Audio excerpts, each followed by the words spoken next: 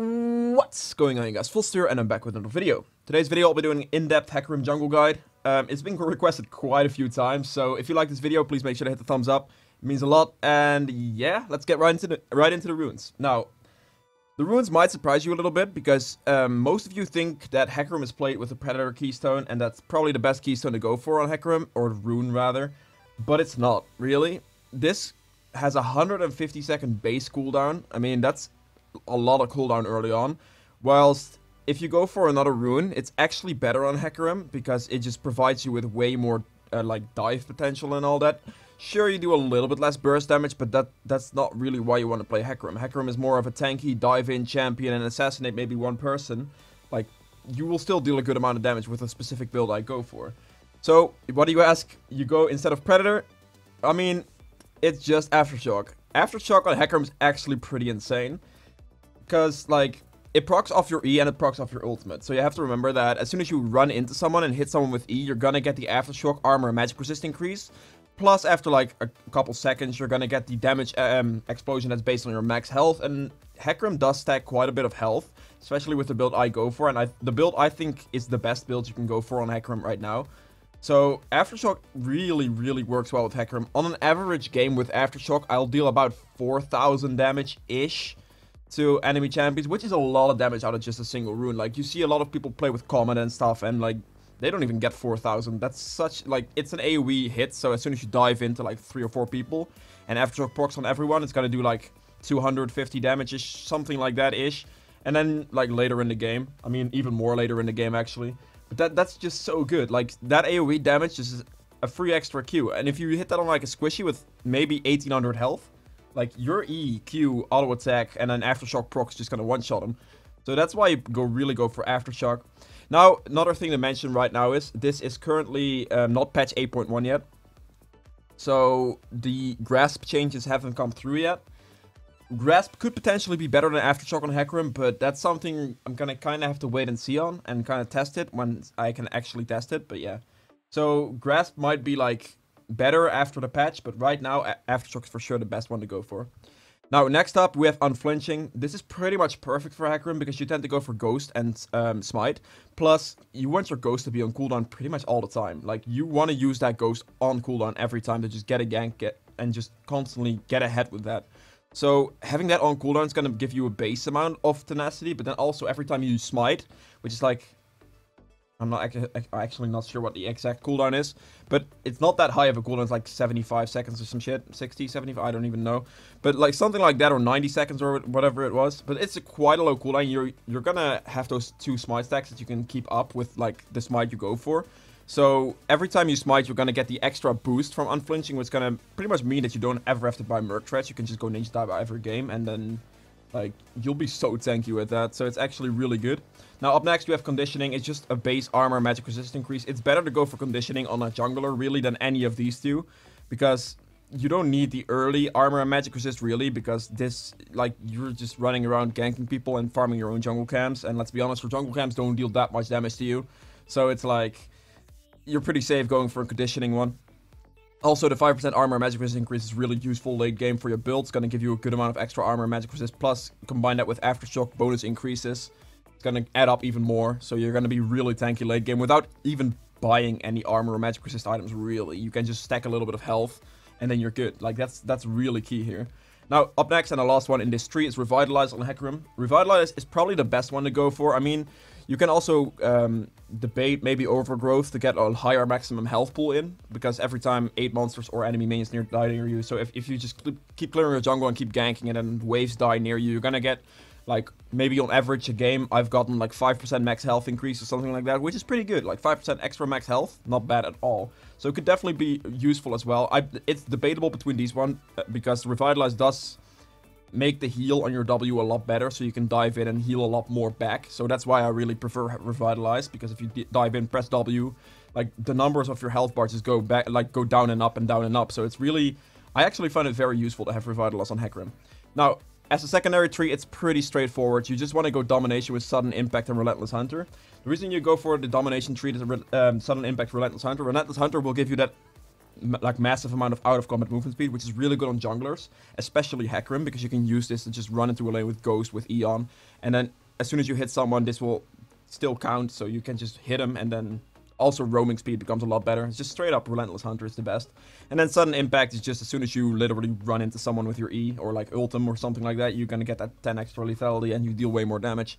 So really, this build is just the best one you can go for on Hecarim. Some of you might be surprised that I don't go for Predator on Hecarim, but try it yourself, honestly, without like already start typing in the comments like, why is Predator not the thing you go for? Just try it out.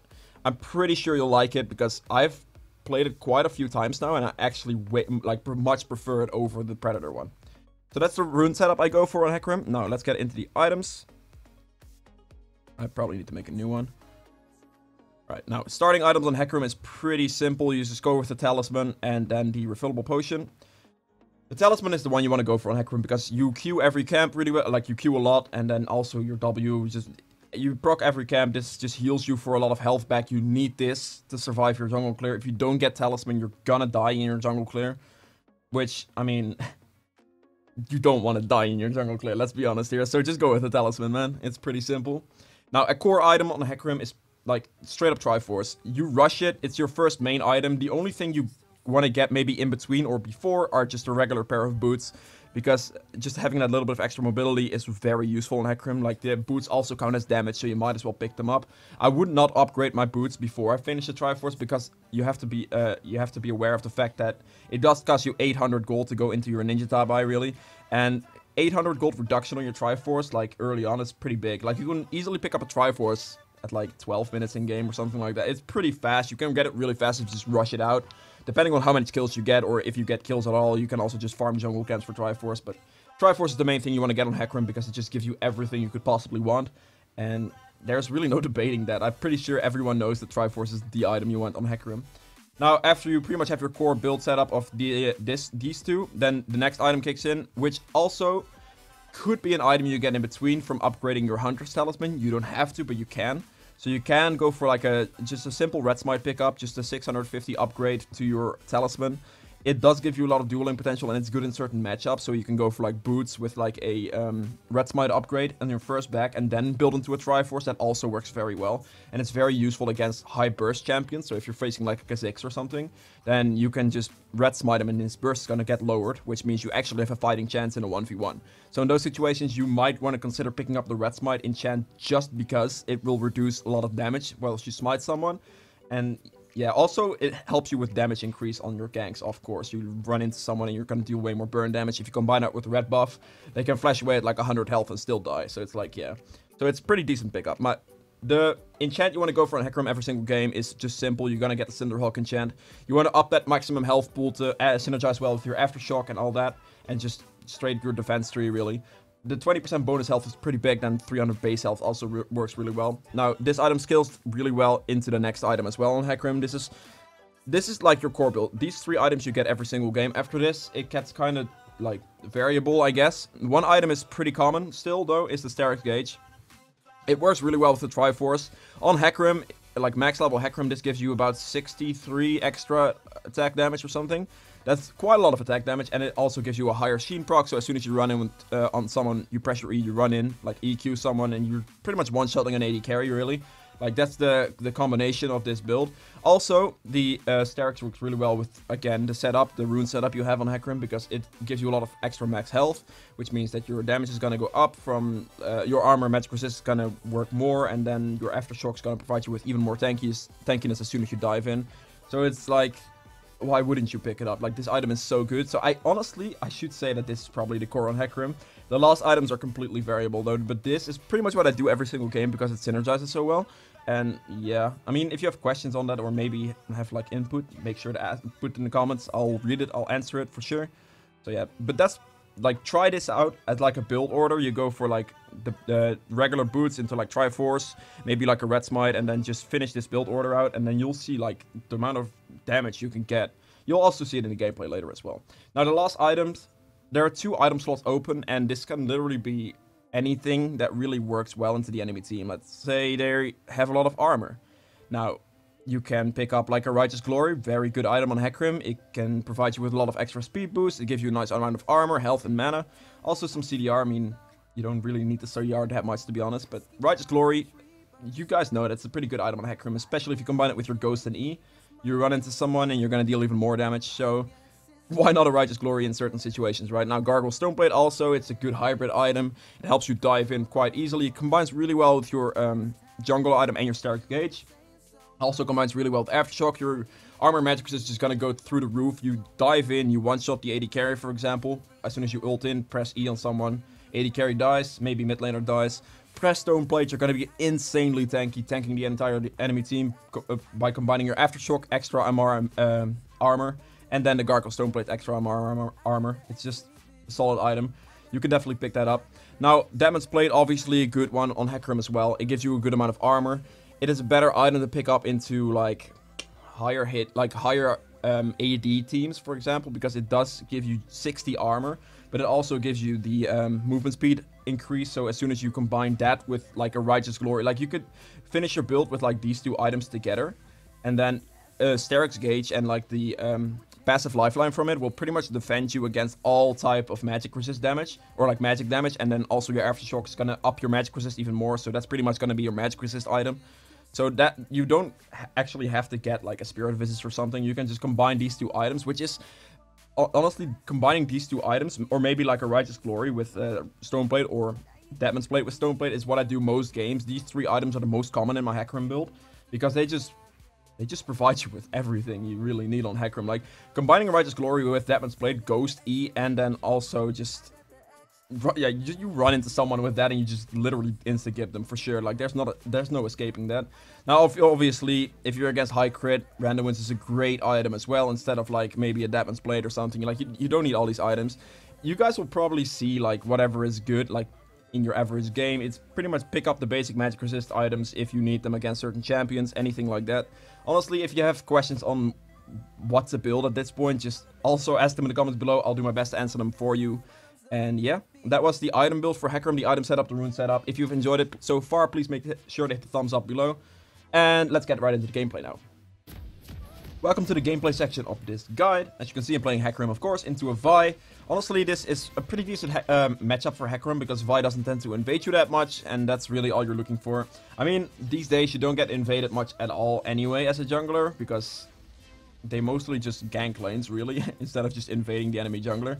Especially the lower elo you go. Like, if you get, like, high elo, obviously you're gonna know, like, you gotta invade a Hecarim at some point, but you can definitely play around that, really.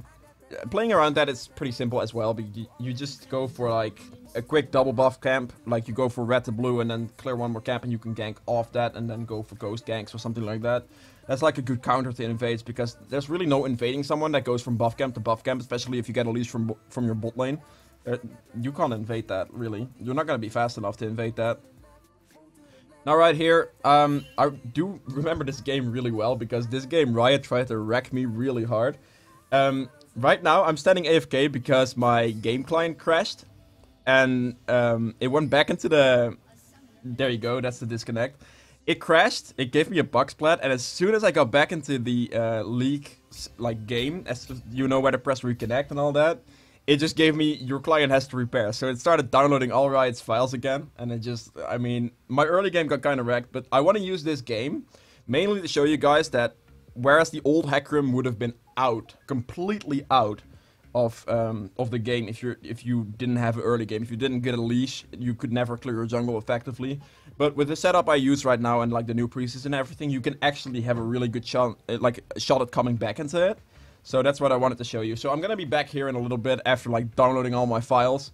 It's slowing me down a fair amount, but it doesn't really matter too much anymore because the rune setup I use and also the extra health you get from going into the defensive tree, it's gonna help you out quite a lot, because I'm sitting on 710 health on level 1, which is a good amount of health, a really good amount of health to have. Now here's where I reconnect after I finally started finishing my download on the old League of Legends files there. Luckily I have good internet. If I didn't have good internet, I would have had a problem. But right now, Vi is looking top lane. She cleared 3 of her jungle camps, hit level 3. I was really hoping that she didn't invade me on my blue buff. I found it highly unlikely, but I had to go for it. Had to run to the blue buff. Now, all you gotta do is just spam your Q, really. I also rented a blue buff straight up because it's the best buff you can get on Hecarim first if you're in this type of situation, because it's gonna allow you to spam all your abilities way more often and actually get back into it. As you can see, I can get through this clear quite effectively, whereas on the old Hecarim you would have for sure died on your wolf camp right there. Like, there's no debating that one. So right here, I'm level 3. I do have another smite, so I'm gonna be able to pick up this red buff again. Now here I'm seeing bot lane, they're pushing in. This is something I always want to look for. Zed has pressure on Lysandra, like, as soon as he, like, just straight up in lane actually. And then Camille's pressuring in the Renekton, so bot lane is pushing up, and that's really the one I want to go for. So I just press Ghost, I press E, and then I just go into the bot lane, get a double kill for my Misfortune since they were pushed in. And then that way you can, that's just how you gank on Hecarim. You just use that Ghost pretty much on cooldown. As soon as you have it up, you run into a lane, preferably top lane or bot lane, because there are longer lanes. If they're pushed in and you're running with Ghost, the likelihood of the enemy champion dying is way higher than if you run into a mid lane, because mid lane is a way shorter lane and they actually have a chance of getting out. So yeah, just get Ghost, run into bot lane like that, get a double kill for your Misfortune, and you're good at this point. Now, as you can see, I am behind on farm against the Vi, which is to be expected because, well, she had like a 2 extra minutes to farm over me, which, yeah, nothing you can do about it now. Alright, I really have nothing to do because my Zed's not there. He went bot lane, so I can't really gank mid lane, or top lane isn't really an option either because Zed's bot lane. If Lysandra reacts faster, like, Zed won't be there. It's gonna be like maybe a 3v2 situation and you're gonna lose. So I'm just farming as much as possible at this point and just sitting it out a little bit. I mean, I'm getting quite low on mana as well, so I definitely need to look towards backing soon. But yeah, usually you would be hitting level 6 by now because you're the buff camp you started on, or you're already level 6 right now, because the buff camp you started on would have respawned by now, and then you would have been able to just pick that up and then hit the level 6. So I would have been like level 6.5 to 7 right now, is on average where I should be, but I'm not, as you can see, because of the early game. But that's really your aim, like, as it's about 7 to 8 minutes, you should be about like level 7-ish. That's like ideal situation. Alright, here my blue is about to respawn, so I'm definitely running up there. 20 more seconds on it. I need to pick this up, hit level 6, and at that point I can use my ultimate to gank again. My Ghost is on a 72-second cooldown, so I definitely want to make sure that as soon as that gets up, I'm going to use it somewhere to put in pressure, because that's really the easy ganks you're going to get on Hecarim, especially if you're ultimate. Combined with Ghost, you're going to be able to get so much more. Now, every single gank doesn't have to be your ult and Ghost, by the way. You definitely have to remember that, because both on their own can result in a successful gank. You can just use Ghost and get a really successful ganking. You can just use your ultimate and get a really successful ganking as well. Alright, here, as you can see, I am rushing into my Triforce. Usually the item I prefer picking up first is the Phage, because it gives you a constant amount of extra movement speed, which gives you a constant amount of extra damage. Also, at the same time, gives you a good amount of health and flat attack damage. So it's gonna help you most in clearing your jungle camps overall. Sheen is better for like bursting, so if you're like looking to gank a little bit more or getting a good amount of ganks in early, then Sheen is better. But yeah. Alright, let's go back here. Pretty much as I said, right now, I don't know actually how long it's been off. I mean, it probably just came off cooldown, so I have Ghost right here. I'm sitting on this, I just wait to do the clear here. I mean, I am quite low, but it doesn't necessarily matter too much, because as you can see, the fight's going on. Vi is also really low, and the other person is Janna. Jin's zoned out, so I can easily determine to go and run in here. Now, he presses Zonias. Janna does heal him quite a bit and exhausts me, which is the only reason Vi survived my running into her and Eing her. That's literally the only reason. Alright, here I use my W to heal back a little bit, and then we pick off the Janna as well. So for that, I pretty much use my Ghost on cooldown. It couldn't have been off cooldown very long, so that's really the thing you have to remember. Running with Ghost and E, you normally one-shot someone pretty easily, or take like half their health, but if you get exhausted, of course, that will not happen, but yeah. Alright, here, you gotta make sure that on Hecarim you just keep clearing, full clearing, full clearing, full clearing. Most of all, if you have your ult and Ghost on cooldown, there is not a point in looking for a gank. It just doesn't work. Because the chances of you successfully completing that gank are way lower. And the way you want to play it is play for yourself, really, instead of playing for your laners. I see a lot of junglers make the mistake of just ganking. Whilst that was a good choice last season, with the catch-up experience and all that, just ganking constantly, that's not a good strategy now. Because right now, catch-up experience isn't that good. And if you gank, you're gonna fall behind any other jungler that just farms a little bit more. So if you can keep up that farm, that's definitely the way you want to go. And yeah. Now here on the back I have the Red Smite, I have the Sheen Phage. I'm getting quite close to picking up my Triforce here, but I also wanted to have that Red Smite, to have the dual potential and the standard boots, as I did mention earlier. Now right there I saw the potential kill on the Renekton there, sorry, not the Hecarim. So I definitely went for that. Vi flashes closer to her turret, I just wait for my E cooldown, I run into Vi, press her backwards, and then tank a little bit of turret to get the kill for Camille. So that was a pretty easy cleanup, really. At this point, I saw the plant. I figured Renekton teleports back top lane, so this is a really big thing you gotta remember as well as a jungler. If you get like a kill on the top laner, and then they teleport back, if you can get the kill again, definitely go for it, because if you kill someone at that point, they're out. Like, that Renekton would be completely done for. He died twice, he's gonna lose a lot of minions, and that's really exactly what I'm doing here. So I just run in. He tried to fight the Camille a little bit, because he thinks, oh, Camille has no mana, so can definitely go for this. And he just straight up dies again. We just walk under his turret. Camille tanks for a little bit, barely survives it, and we're good. Now he loses all these minions into his turret, and that's pretty much just gonna put him out of this game completely. Camille's like 30 CS up on the guy, and like 2 levels. I mean, not 2 levels, probably pretty close to 2 levels actually.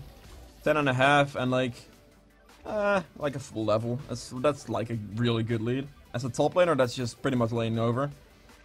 Now right here, I'm running towards bot lane to start clearing my jungle again, because my Ghost is still on cooldown for a little bit. I could look for a gank with it on maybe bot lane if they make a play, but I figured since Morgana backed, the bot lane of them would be backing as well, or maybe the Janna, and that's exactly what's going on here. And I know that this is about, yeah, exactly, this was about the response, because the way I've been clearing the entire game is Gromp, Wolves, Raptors, and then Krugs. And since everything was up there, I knew that this was about to respawn, and I much prefer to clear bot side up, because my blue is sooner to respawn than my red buff. So thinking about that is also a big thing in just jungle efficiency and clearing your camps correctly. So yeah, I just looked for its clearing. I mean, I didn't see Vi here. She is flanking from behind. I just keep clearing and keep clearing. I do have potential to go to bot lane to counter gank this potentially. I don't know what I'm gonna do here. Jhin kills Misfortune. I don't think there's a play to be made. Yeah, no, Vi just flanked them really well. They didn't have vision in the tri-brush, so they just died. Definitely something to remember to have. Now, I see the guy really low here, so I can just press my E. I don't even have to press Ghost for that. I just have to press E and make contact with the Lysandra, and she will die. Now here, I mean, it's just a juke fast, really. Vi's ult's on cooldown, so she can't ult me. And I know Misfortune is dead, so I definitely have to be careful. I could fight this potentially and kill the Vi and the Janna. But then again, I would be risking maybe a Jhin showing up or like anything like that. I didn't really want to do that. Misfortune couldn't be there, so we definitely have the numbers disadvantage. So all I did there was try to juke as much as possible, banking on the fact that Vi ult's not up, and then win that way. Now Zed ults Vi here. I ult in as well, because I just wanted to fear the Vi, deal extra damage to her, so Zed will get the kill, and we do kill the Vi, so that's pretty good. Now, going from like a massive disadvantage, I'm 3-0-6 with more farm than the Vi. I'm also 2 levels up on Vi, because again, as I mentioned earlier, this Vi did what pretty much every jungler does right now, because they're so used to it from the last season. They gank too much. Like, farming right now is so good, because I'm level 10. I'm a higher level than my mid laner, which is insane. I mean, my AD is level 10 as well, which is interesting, because that shouldn't happen. Normally they'd be a little lower, or like on par with their support, but Morgana's level 7, so she probably got a lot more solo experience. Now right there, that's where the power spike kicks in. I pick up my Trinity Force, and then the damage just goes through the roof on Hecarim. You're gonna be able to deal so much more. 1v1 people very easily, especially if you're the Red Smite as well, because it just reduces the amount of damage they deal to you, but also increases the amount of damage you deal to them with true damage burn. So yeah. Now again, something to remember, all my camps are literally just up. I need to clear it. I need to make sure I get the camps. Just, that's like a #1 priority. You want to gank when it's good for you, not when it's good for the laners, really. Because if you gank when it's good for the laners, it's got, like, what's gonna happen is you're gonna be this Vi. You're gonna fall behind to a jungler that wasn't even here for the first 3 minutes of the game. Now here I just hit level 11. My entire bot side jungle is up, so I'm really just going for that. There's really no point in trying to siege for this turret, because we don't really have that great of a siege comp, and the better pressure was the top turret here, and Misfortune was running up there as well. So I might as well clear this, maybe clear bot wave as well, because Misfortune's top. And then, unless Zed moves down right now, then he could do it as well. But I could just clear bot, pressure that in, and then after that maybe flank from behind, or like find them in a bot side jungle, or recall even, to pick up like a Cinderhawk, I'm not sure. Yeah, I'm sitting on quite a good amount of gold. I believe my Cinderhawk will be like 1600 gold-ish at this point. So, I mean, this is what I do right here. Misfortune is not here, Zed's not here. The wave is pushing that way, so I definitely need to just clear it, push it this way again, and put more pressure down. Also at this point, with the fact that I have Trinity Force and Red Smite, there's no one on the enemy team that can actually 1v1 me. So this is very safe for me to just do. I can probably 1v2 quite a lot of them, because the Trinity Force power spike on Hecarim is actually insane. And yeah, I just put pressure down, and as I said, at this point I can look towards flanking, maybe from like a turret dive situation, to like one-shot maybe this guy here, because he is pretty much in kill range. I press Ghost, I press E, as you can see, right, the combo damage from Ghost and E, and then also Aftershock. I'll slow this down. So you know what the plan is now. Alright, forward, and then I press Ghost quite early, because also you need to make sure that you press Ghost quite early, because you need to ramp the Ghost up to be more movement speed towards the end. So press it first, then run a little bit, then press E. That's the way you want to do it. So I press Ghost, I run into this guy, I smite him, and then I literally just burst him for like a good 60% of his health while running into them. That's the Trinity Force proc damage. And then he just instantly dies. And then after that, I instantly chain my ultimate towards Lissandra, so she can't ult herself, or maybe E out or flash out or something like that. Because she did have ult and flash up, so definitely the play was made there. Now, my Camille's getting chased pretty hard by those two, but Vi's right there. Morgana hits a beautiful binding on the Vi through some minions, and then the Vi just straight up dies. At this point, I'm 6-0-7. I am sitting on like 2500 gold, so I'm definitely looking towards backing soon. Alright, right here, by the way, this is like priority when it comes to fighting. Now, they just killed Camille, so they're gonna be like cut out pretty here. Misfortune's coming in from the side, so I'm looking for this right now. Let's slow this down. She binds Hecarim, so I'm just gonna hit Hecarim casually with like a couple Qs. I'm full HP, there's not a chance this guy's gonna deal enough damage to me. Now, I see this guy coming in, so I was like, alright, to make sure they both die, I kept the Janna low with the E right there, burst her down a little bit. And then, after that, like, the Renekton runs into the Misfortune, so he's about to die for sure anyway, because the Misfortune has, like, 9 kills. So, securing this guy, making sure you don't have to, like, chase the Janna for 26 years is probably a good idea, and that's what you want to go for. Also, I'm level 13 right now, which is the highest on my team, and that's what a jungle can do right now. Like, you can just farm constantly and just outscale your entire team. It's actually insane. So, being the highest level on my team right now, it just gives me a lot of extra power as well. Just also, out-leveling people is probably the best thing you can get tank-wise, if you know what I mean. So if you out-level people, you're gonna be a lot tankier and a lot harder to kill. So that's like the best thing. Like, tank items aren't even the best thing. That is the best thing to survive.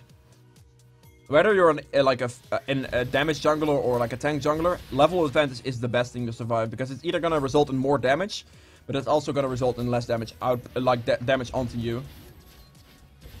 Now here I'm just looking towards doing this dragon. The speed dragon on Hecarim is actually really good, because, I mean, you know, increased movement speed, extra roam potential, extra damage. Never say no to that, really. Alright, here they're looking for a fight. My ult's up, so I can definitely make this play. I was looking to the side here, maybe to flank right around, because right there, yeah. This guy gets out. Oops, I accidentally pressed backspace, my bad. Again, trying to flank here. Just right behind Lissandra. I mean, she can get out fairly easily. I didn't have my... Actually, did I have my ult up? I did have my ult up, so I could have actually got her out of that. But I didn't. Just pressure for turret here. That's a big thing to go for. Currently sitting on only 700 gold, actually. I must have recently backed and didn't pay too much attention. The next item I'm going for, as you can see in this build, I have the part of it, is the Sterak's Gauge, of course, because it just synthesizes really well with your Trinity Force. And since Trinity Force is such a good item on Hecarim, it's just, like, yeah. Also, the Sterak's Gauge synergizes really well with Aftershock, so yeah. I press Ghost again. Like, as you can see, I pressed Ghost a little early. Again, just so you guys can... I might Ghost up, so here. I see the fight playing out here. I see a potential to just dive from the back and hit like the Renekton or something. So I press Ghost right here. Press it early, let it ramp up a little bit. Then press E, and as you can see, as soon as the E hits 100, I hit someone. And that does a good amount of damage. Now, right here, the Aftershock damage is gonna give an extra proc on this guy. Boom. And I like, that's the amount, just the damage I did by myself. Like, a good 80% of his health bar. Even though I'm building quite tanky, not really building that much damage. So, yeah. Also, I'm able to tank quite a lot of damage here. I didn't have too much backup for my team right there, so we didn't actually kill the guy. But it still put out a lot of pressure either way. It had a lot of kill potential, that play, at least. Now, 1200 gold. I am about 800 gold off of picking Sterak's. Because Sterak's with the item I have right now is 2,000 gold, so my entire jungle is up. So I just want to be looking for that and just clear towards through my entire jungle again. As you can see, I'm keeping my level advantage up because I'm level 14. And yeah, that's just what I want to do. Now right here, Zed sadly steals my Raptor camp, which is very annoying at that stage, because that was the gold I actually needed to get my Sterak's gauge.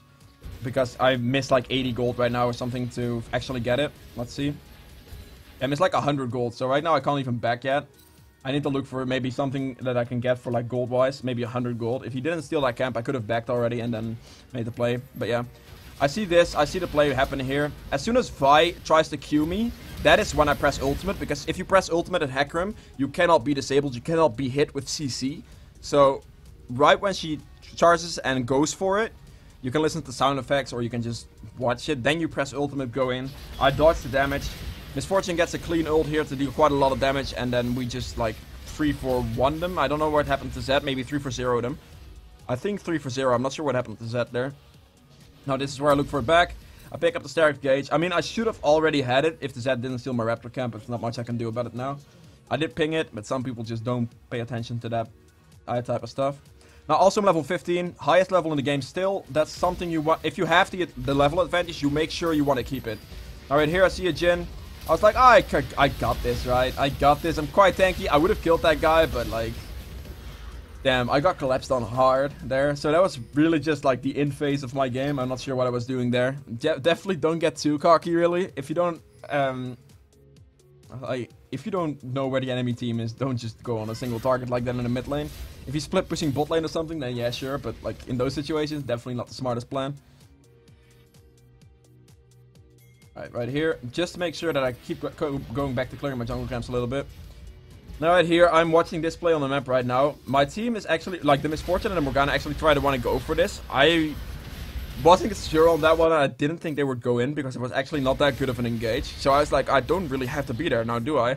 But it turned out I actually did have to be there, and yeah, I'm trying to run in now.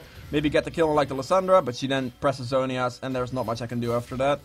I mean, the Zonia's cooldown is like 120 seconds, which is longer than my ult cooldown. So, honestly, trading ult for that Zonia's proc isn't that bad. Because my ult's gonna be up sooner, yeah. Alright, here, just clear mid lane. Making sure I keep my level advantage pressed. I mean, the dragon's about to respawn. It's an Infernal Dragon. Oh. Whoa, no, Jesus. That's the one I needed. It's an Infernal Dragon, so I'm definitely looking to go towards this dragon right now. Hey, it's not an wait. Huh? Dragon timer in the top lane doesn't fit. Alright, cool. No, it's a Cloud Dragon still. Cloud Dragon, very good on Hecarim, no debating that. Extra speed and everything. See the play on top lane, I get hit up by the Janet Tornado. I mean, that's quite unfortunate, but she's not gonna get out of this situation, I don't think. She gets slowed down. Oh, she actually, okay, no. I dive onto her with ult. Now right here, I'm in the back line. I'm just casually just, like, tanking all that shit. I don't really mind too much. I'm quite tanky, can make the play work. I'll just go back in this fight, really. Show you what happens. A little bit slower. So right here, we're chasing Janna. She gets slowed by Misfortune. Then gets, I mean, she didn't get stunned by Camille because she timed her tornado correctly. She's quite low here. I was like, alright, I'll just E onto her right there. Just get the kill because my E does quite a lot of damage. Then I was just like, alright, just go for this Jhin. Right there, an auto attack Q just like half his HP, which is insane. That's the Sterak's Triforce combo, the extra damage I get from that. Then pretty much one more auto attack Q kills him. And then at that point, I mean, I just dive turret. I can tank this fairly easily, tank the damage fairly easily, and then just walk away. My triple kill, 9-1 and 12, 202 CS as well. That's the main thing, like, you want to look at. Like, getting that CS going and keeping it going is the key thing. I'm level 16, highest level in the game still. As soon as you get the lead, make sure to keep it. Make sure to keep that farm up. That is how you win, and that is how you win on Hecarim, getting that level advantage. You can press for a lot with that level advantage. Now right here, this is where I pick up my Righteous Glory. I mean, it's a good amount of extra health, and honestly in this game, they are very slippery with like Lissandra's E and all that. So picking up the extra move speed boost and like the slow from Righteous Glory is definitely a good pickup right here. I didn't really need that much armor in the sense of I didn't really have to gather that much plate or something, so Righteous Glory was a perfect item right there. Now right here, I'm just doing Baron with my Misfortune. I can easily tank this, even though I do not have that much like base armor really. I have a lot of health and I do have a lot of sustain with my W that I can use. So yeah. Right here I'm level 17 as well. on the back, I pick up the chain vest, going into a Deadman's play this game, because let's be honest, the Lissandra will not go for me. She is like a single type of burst rotation champion, so she's not even going to be able to put out that much damage. And I'm not too worried about building too much magic resist. I rely on my Aftershock to give me enough magic resist to be fine. Now right there, I just simply run in with my E, Righteous Glory, get the Vi, keep diving the turret because I'm just really tanky. And then we get the kill here as well. I'm not sure if you could hear that, was my phone, my bad. Now right here, all we have to do is just press for the win, and that's literally the game. Even though I disconnected, and that shows you that this Hecarim is actually better than the previous Hecarim, or like the Hecarim before, because even without a leash, I was able to clear my jungle, which is insane. That shouldn't happen, and even gank after, like, damn. Now right here, before the game ends, let's look, like, Sterex gave me 58 extra base attack damage. I'm not level 18 yet, so this goes up to like 63 extra attack damage. And then, I mean, the Triforce procs deal 350 bonus physical damage, which is really good. Especially if you run into someone with Ghost E and Righteous Glory, you're gonna one-shot like the Jhin or like anything, the Janna really. If you run into the squishies, they just die. So that's pretty much your average Hecarim game. That's how you want to play it as Hecarim. Keep pressing that farm and that level advantage. As you can see, I took the level advantage and I kept my level advantage. That's a very important thing. And yeah, if you enjoyed this video and learned anything from it, please make sure to hit the thumbs up. It does mean a lot. And see you guys in the next video. Bye!